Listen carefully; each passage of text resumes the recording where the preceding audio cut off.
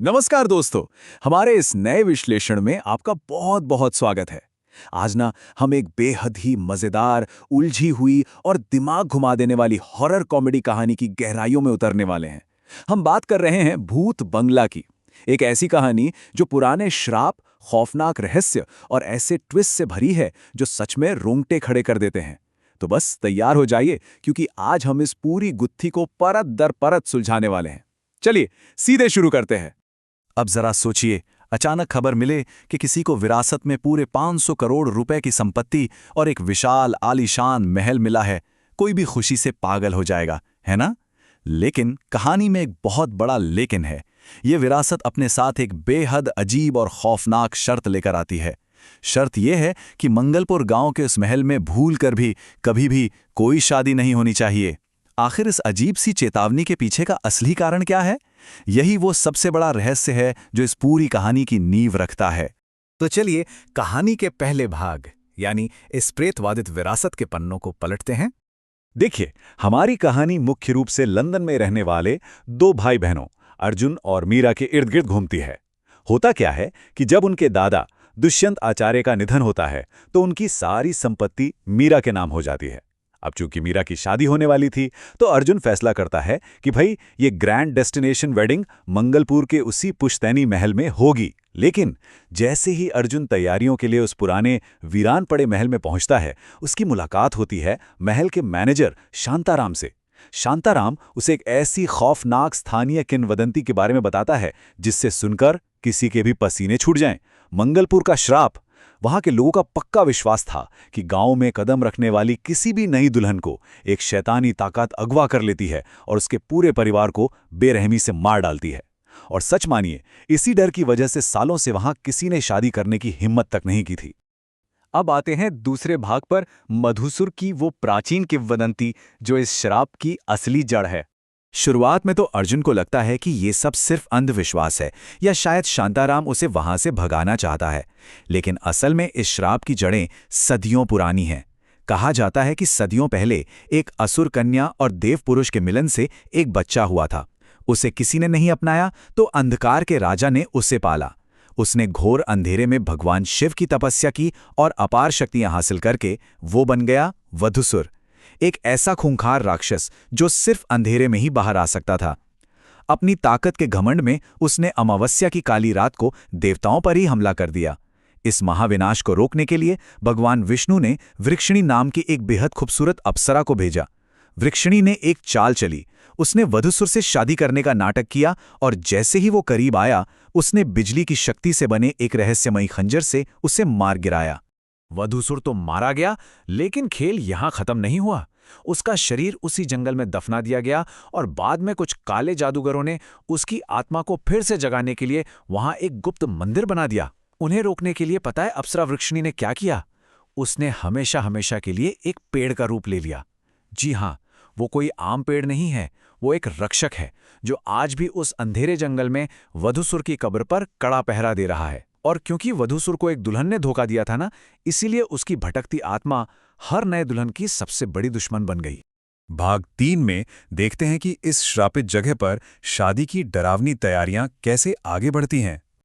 अब वर्तमान समय की बात करें तो अर्जुन ठहरा आज के जमाने का इंसान।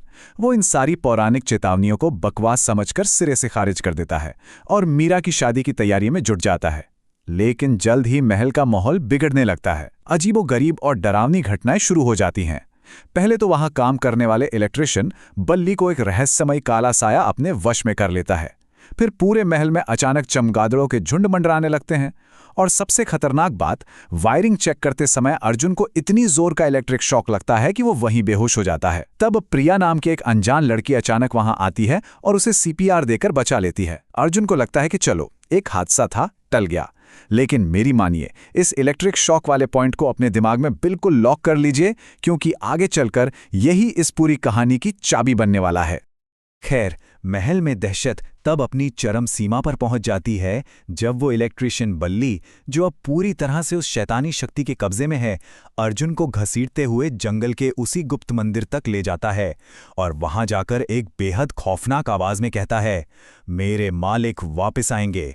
ये महज कोई धमकी नहीं थी, ये इस बात का खुला ऐलान था कि वधूसुर की वापसी का खतरा अब बिल्कुल असली और बेहद करीब आ चुका है। लेकिन सवाल ये था कि आखिर वधूसुर को वापस लाया कैसे जा सकता है। इसका खुलासा बाद में पास के गांव के ज्ञानी गुरु वशिष्ठ करते हैं।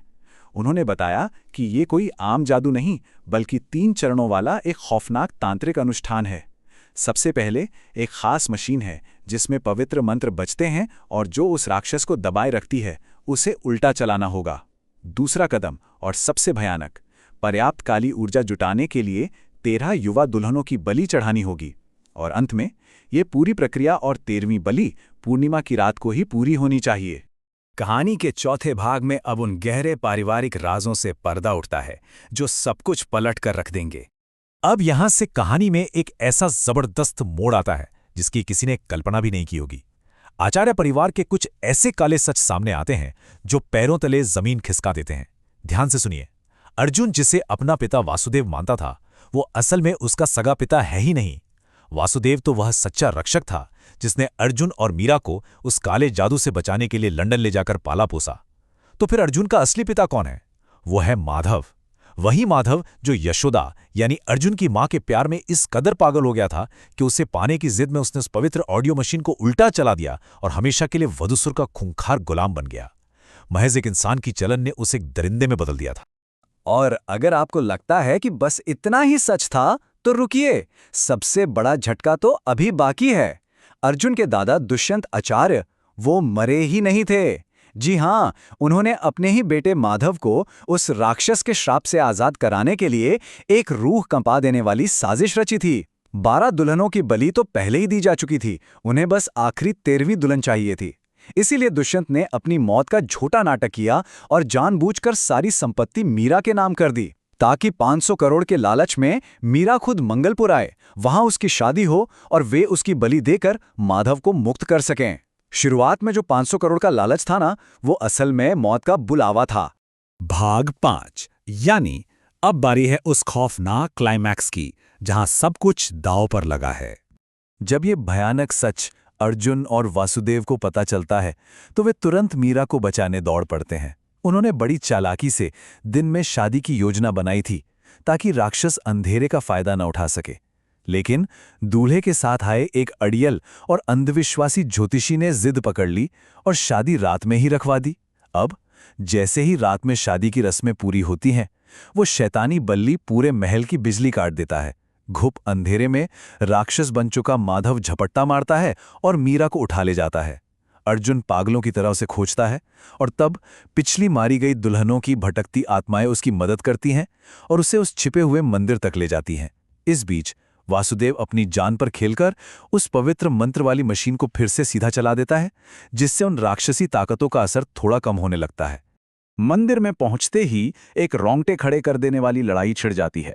माधव तलवार उठाकर मीरा को मारने ही वाला होता है कि तभी आसमान से एक चमत्कार होता है। याद है वो अप्सरा वृक्षिणी का पेड़? अचानक उस पेड़ पर आसमान से भयंकर बिजली गिरती है और उसकी एक टहनी टूटकर अर्जुन के पास आ गिरती है। वृक्षिणी की असली ताकत तो बिजली में ही थी ना। अर्जुन तुरंत उस दैवीय शक्ति से चमकती हुई लकड़ी को उठाता है और माधव और दुष्यंत पर जोरदार प्रहार करता है। पवित्र मंत्रों की गूंज और उस दिव्य प्रहार के सामने वधूसुर की ताकत चकनाचूर हो जाती है। वो हमेशा हमेशा के लिए नष्ट हो जाता है और मीरा की जान बच जाती है। भाग 6 कहानी का आखिरी भूतिया ट्विस्ट जो सब कुछ बदल कर रख देगा। तो सब कुछ ठीक हो गया है ना? विलेन मारे गए, बहन बच गई, हैप्पी एंडिंग? बिल्कुल नहीं, क्योंकि कोई भी बेहतरीन थ्रिलर एक आखिरी दिमाग हिला देने वाले ट्विस्ट के बिना पूरा नहीं होता। कहानी शांत होने के बाद जब अर्जुन उस लड़की प्रिया से मिलता है जिससे उसे प्यार हो गया था और उससे अपने पुराने रोमांटिक पलों की याद दिलाता है, तो प्रिया उसे घूरने लगती है। वो एकदम हैरान थी, क्योंकि सच तो ये था कि प्रिया कभी अर्जुन के साथ उन खंडारों या जंगल में गई ही नहीं थी। तो फिर अर्जुन किसके साथ था पता है? अर्जुन इतने दिनों से प्रिया की मृत जुड़वा बहन चित्रा के भूत के साथ घूम रहा था। जी हां, उसकी पूरी की पूरी लव स्टोरी ही एक भूत के साथ चल रही थी। अब हम सबके दिमाग में एक ही सवाल हथौड़े की तरह बज रहा होगा, आखिर क्यों?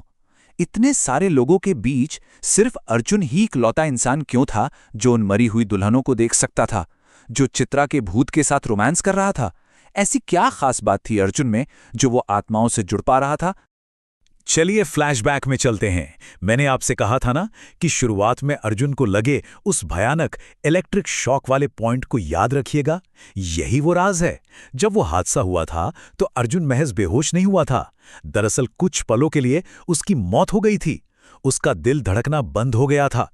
जब प्रिया ने उसे सीपीआर देकर वापस जिंदा किया तो मौत की उस दहलीज को छूकर लौटने की वजह से अर्जुन के अंदर एक खास सिक्स सेंस जाग गई थी, मरे हुए लोगों और आत्माओं को देखने की ताकत। यही वजह थी कि पूरी कहानी में केवल वही उन अदृश्य ताकतों के संपर्क में था। सच में राइटर ने कितनी बारीकी से इस प्लॉट को बुना है ना कमाल?